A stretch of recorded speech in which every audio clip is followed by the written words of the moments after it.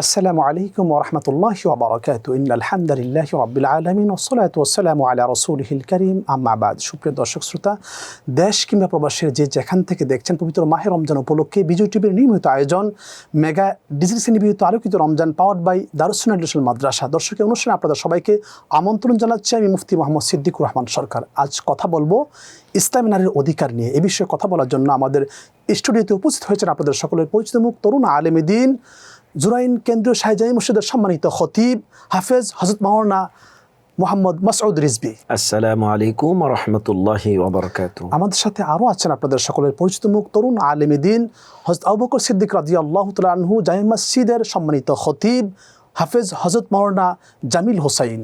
আসসালামু আলাইকুম ওয়া রাহমাতুল্লাহি ওয়া বারাকাতুহু। ওয়া আলাইকুম সালাম ওয়া রাহমাতুল্লাহি ওয়া বারাকাতুহু। আপনারা দুজন কেমন আছেন? আলহামদুলিল্লাহ, আপনি কেমন আছেন? স্বাগতম। জি, ধন্যবাদ। দর্শক, আমরা আমাদের প্রাজ্ঞ আলোচকদের সাথে পরিচিত হয়ে নিলাম। আজ কথা বলবো ইসলামী নারীর অধিকার নিয়ে। আমরা আমাদের মূল আলোচনায় ফিরছি। হযরত মাসউদ রিজভী, আপনি একটু আমাদেরকে বলবেন যে ইসলামী নারীর অধিকার নিয়ে আল্লাহ তাআলা কি বলেছেন? নারী বহুরূপে আমাদের সমাজে ধরা দেয়। এ নারী কখনো কন্যা, নারী কখনো মা, নারী কখনো সহধর্মিণী, নারী কখনো স্ত্রী, নারী কখনো আমাদের সমাজে চলার পথের অত্যন্ত গুরুত্বপূর্ণ একটি জায়গা দখল করে থাকে। এ নারী অধিকার। কোরআনুল কারীম যেহেতু ধর্মীয় প্রোগ্রাম, সে আঙ্গিকে যদি আমরা বলি, কোরআনুল কারীমে আল্লাহ রাব্বুল আলামিন শ্রেণীবিন্যাস করেছেন 114টি সূরা। 114টি সূরার নামকরণ করা হয়েছে গুরুত্বপূর্ণ কিছু বিষয়কে কেন্দ্র করে। এর মধ্যে একটি বৃহৎ সূরার নাম হলো সূরাতুন নিসা। নারী নামে আল্লাহ রাব্বুল আলামিন পূর্ণাঙ্গ একটি সূরা অবতীর্ণ করেছেন। বিশাল বড় সূরা একটি নাজিল করেছেন। পুরুষদের নামে কিন্তু সূরাতুর রিজাল নামে, অর্থাৎ পুরুষ জাতির নামে কিন্তু কোনো সূরা নেই। তাই বলে পুরুষ জাতির মন খারাপ করার, আমাদের দর্শক শ্রোতা এখন যারা, আমরাও কিন্তু সেই শ্রেণী বিভেদের মধ্যে পড়ে গিয়েছি, মন খারাপ করার কোনো সুযোগ নেই। আসলে নারীদের অধিকার নিয়ে ভিন্ন মাত্রায় কথা বলার ভিন্ন কিছু কারণ আছে। নারী তার অধিকারকে সুনিশ্চিত করার প্রয়োজন হলো এই জন্য, নারী যখন মা, সেই মা যখন সুন্দর মা হবে, তার মাধ্যমে যে সকল সন্তান পৃথিবীতে আলোর মুখ দেখবে, সেই প্রতিটি সন্তান হবে সুসন্তান। এবং যখন প্রতিটি পরিবারে সুসন্তান দ্বারা ভরপুর থাকবে, সেই সমাজ ভালো হবে, সেই রাষ্ট্র ভালো হবে। রাষ্ট্র ভালো হওয়ার মধ্যেই সীমাবদ্ধতা নয়, ভালো হবে এই পৃথিবী, এই ভূখণ্ড। প্রাক ইসলামী যুগে, যে যুগে নবী করিম আলাইহিস সালাতু ওয়াস সালাম শুভাগমন করেছেন মক্কাতুল মুকাররমাতে, সেই সময়কালে যদি বলেন, ফাইন্ড আউট করেন যে নারীদের মৌলিক অধিকারগুলি কি রয়েছে। নারীদের মৌলিক অধিকার সময়কালে ভিন্ন ভিন্ন রয়েছে। যেমন একজন শিশুকন্যা যখন প্রথম জন্ম লাভ করে, মা বাবার কাছে প্রথম তার কিছু অধিকার আছে, মৌলিক অধিকার। যেমন একজন শিশুকন্যা প্রথম জন্ম নিল, একজন শিশুকন্যাকে যেভাবে আপনার লালন পালন প্রতিপালন করা প্রয়োজন, ইসলাম সেই দিক নির্দেশনা দিয়েছে। শুধু তাই নয়, দেখুন ইসলামিক দিক নির্দেশনা কত চমৎকার। কোরআনুল কারীমের মধ্যে আল্লাহ সুবহানাহু ওয়া তাআলা সেই শিশুকন্যাটি কত বছর পর্যন্ত তার মায়ের কাছ থেকে সেই বুকের দুধ পাবে, সেই নির্দেশনা ইসলাম দিয়েছে। সুবহানাল্লাহি ওয়া বিহামদিহি, সুবহানাল্লাহি, আল্লাহু আকবার, কত চমৎকার। শুধু তাই নয়, পরবর্তী সময় তার নামকরণ, তার আকিকা, তার অন্যান্য সামাজিকভাবে, পারিবারিকভাবে তার বেড়ে ওঠা, এগুলো তার মৌলিক অধিকার।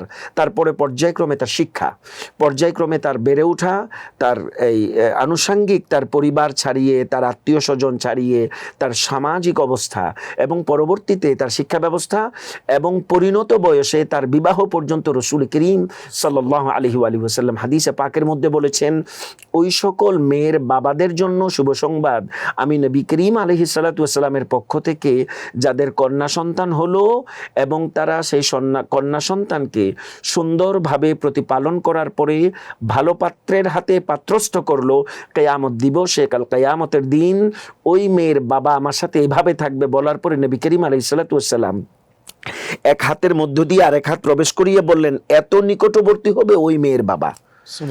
এই হাদিসের প্র্যাকটিক্যাল বক্তব্য থেকে এই বিষয় অত্যন্ত সুস্পষ্ট যে ওই মেয়ের বাবা কত সৌভাগ্যবান যে বাবা তার মেয়েকে ভালোভাবে প্রতিপালন করেছে। অর্থাৎ প্রতীয়মান হলো আলোচনা থেকে যে মেয়েকে ভালোভাবে প্রতিপালন করা মেয়ে হিসাবে তার বাবার কাছ থেকে তার মৌলিক অধিকার, মায়ের কাছ থেকে তার সর্বোচ্চ নিরাপত্তা বেষ্টিত, তার আবদার, অনুরোধ, উপরোধ সবকিছু মিলিয়ে সেই মেয়েকে প্রতিপালন করে উপযুক্ত করে গড়ে তোলা তার মৌলিক অধিকার। চমৎকার বলছেন মুফতি জামিল হোসাইন।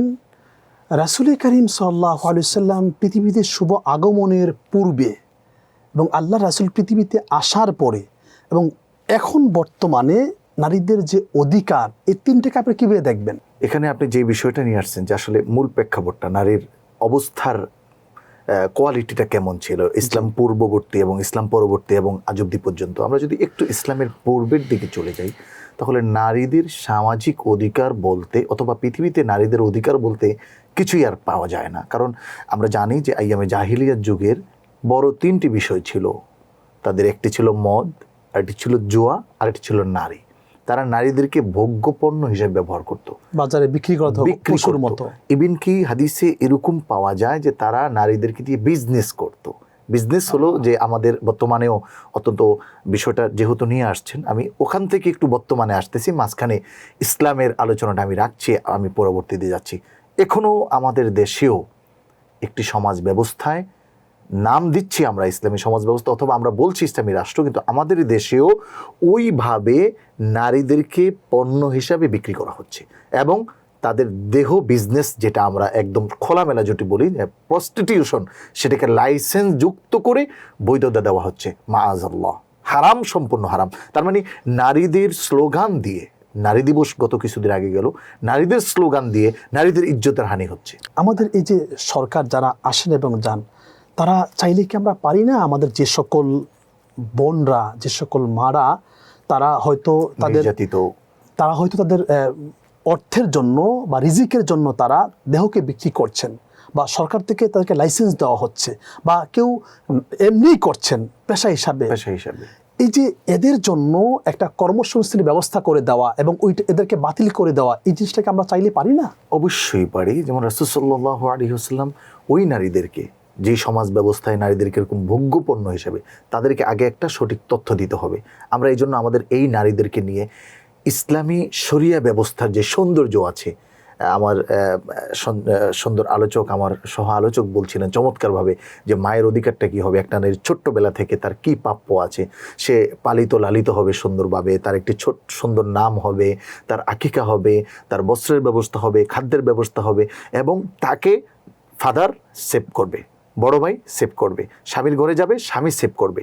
এভাবে করে প্রত্যেকটি জায়গায় যে তার সম্মান, এটার ব্যাপারে একটা সভা সেমিনার আমরা আগে করতে পারি, আগে ব্যক্তি উদ্যোগে। কারণ আমরা জানি মানে আরাফা নাফসা ফাকদ আরাফা রব্বা, আগে নিজের সৌন্দর্যটা, নিজের সম্মানটা নিজে উপলব্ধি করা, এই সচেতনতাই রাসূল সাল্লাল্লাহু আলাইহি ওয়াসাল্লাম ধার্মিকভাবে ধর্মীয় দৃষ্টিকোণ থেকে তাদেরকে আগে বুঝিয়েছেন যে না, আপনারা সম্মানিত জাতি, তাদের একটি সম্মান আছে। এটা তো অবশ্যই, এই বিষয়গুলো আমরা আলোচনা করি, কিন্তু আমি যে জায়গায় নক করতে চাচ্ছি সেটা হলো যে আমরা যারা আলেম ওলামা আছি বা ইসলামী ফাউন্ডেশন রয়েছি, আমরা কি পারি না পুরা জাতিকে একটা জাগ্রত করা যে আমরা এই মাহে রমজান মাসে আমরা জাকাত দিচ্ছি, আমরা এই বছর আমাদের জাকাতের একটা অংশ আমরা যে সকল মারা দেহ বিক্রি তাদের জন্য আমরা ব্যয় করব, আমরা একটা কারখানা তৈরি করে দেবো, কাজের একটা পরিবেশ তৈরি করে দেবো, তারা এই কাজটা করতে না হয়। এই বিষয়ে আপনার কাছ থেকে আমরা কথা শুনবো, তবে বিরতির পর। সুপ্রিয় দর্শক শ্রোতা, আপনারা দেখছেন আপনাদের প্রিয় অনুষ্ঠান মেগা ডিজিটাল নিবেদিত আলোকিত Ramzan, powered by Darus Sunnah international মাদ্রাসা। নিচ্ছি ছোট্ট একটি বিরতি, আমাদের সাথেই থাকুন, ফিরছি আমরা কিছুক্ষণ পর।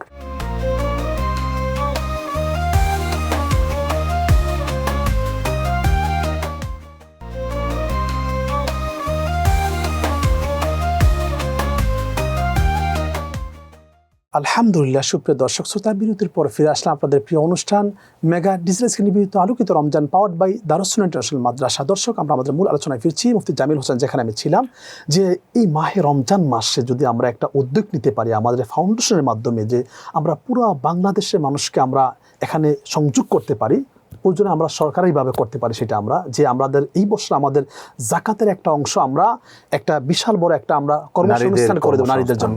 যে সকল নারীদেরকে তাদেরকে আমরা ঘৃণা করি, তাদের বিরুদ্ধে আমরা কথা বলি, তাদেরকে নিয়ে আমরা বাজে কথা বলি, কিন্তু এটা বলাটা সহজ, পরিবর্তনের জন্য কোনো ওয়ে বের করছে কিনা আমরা। আচ্ছা, এটা অত্যন্ত চমৎকার, এবং আমি আলোচনায় এটা অ্যাড করে দিতাম, আপনাকে ধন্যবাদ, যে আমাদের এই জাকাত ব্যবস্থাপনা আমরা দেখছি কোটি কোটি টাকা জাকাত দিচ্ছে, কিন্তু তার কোনো সুফল আমরা পাচ্ছি না।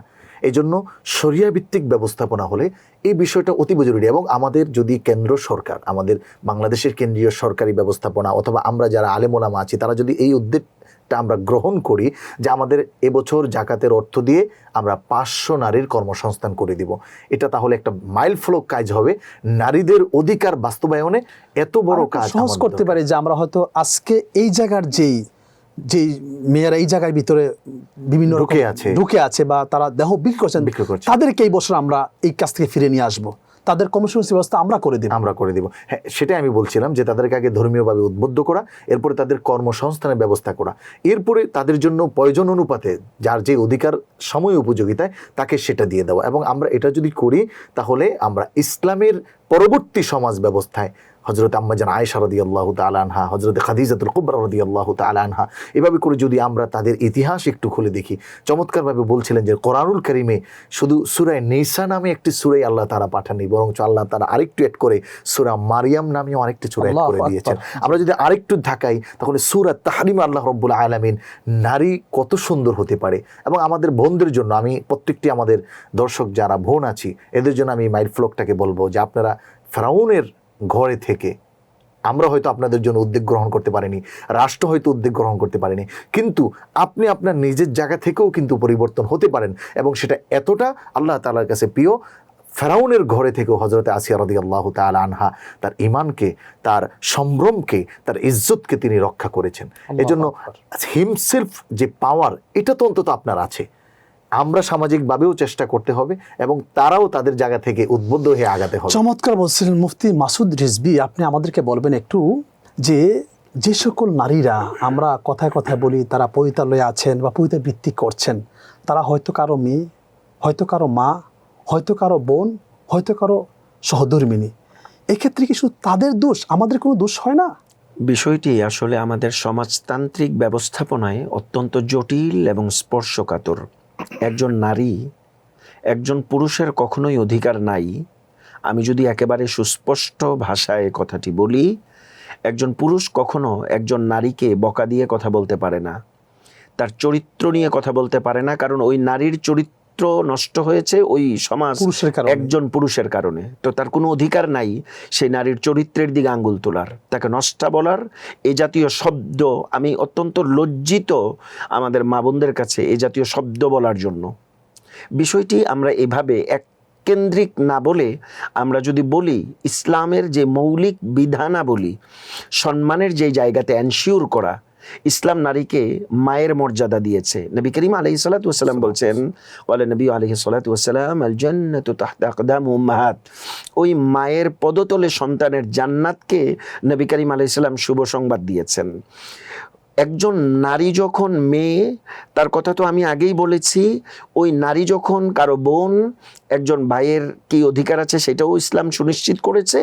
আর নারী যখন কারো স্ত্রী হবে, এখানে তো মৌলিক বিষয়গুলো একেবারেই সুস্পষ্ট। হুন্না লিবাসুল লাকুম আনতুম লিবাসুল লাহুন, তোমরা একে অপরের পরিচ্ছদ পোশাকের মতন পরিপূরক। এমন ভাবে ইয়া আইয়ুহান নাসু ইন্না খালাকনাকুম মিন যাকারিন ওয়া উনসা ওয়া জাআলনাকুম শুউবান ওয়া ক্বাবাইলা লিতাআরাফু ইন্না আকরামাকুম ইনদাল্লাহি আতকাকুম আও কামা ক্বাল ইলা আখিরিল আয়া। তো এই যে বিষয়গুলো বারংবার আসা, নারী অধিকার, নারী অধিকার, এখন আমরা দেখি আমাদের সমাজে বিভিন্ন সময় বিভিন্ন রকম কথাবার্তা উঠানো হচ্ছে।